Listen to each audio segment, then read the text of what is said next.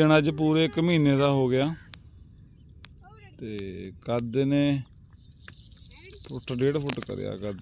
हुण इहने कद कर लेना ज़्यादा बस इत्थे तक ही थोड़ा हौली चलदा हुण तां दिनां च ही कर लेना कद तू तापी हो गया सी सौं लई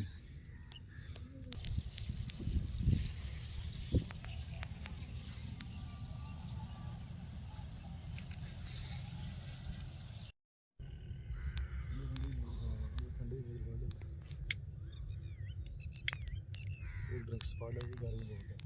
बहुत है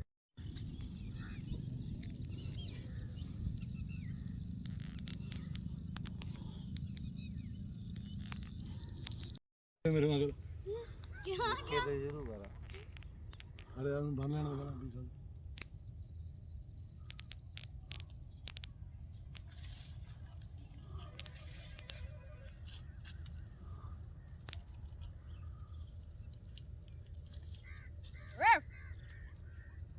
चक्की रोड़ा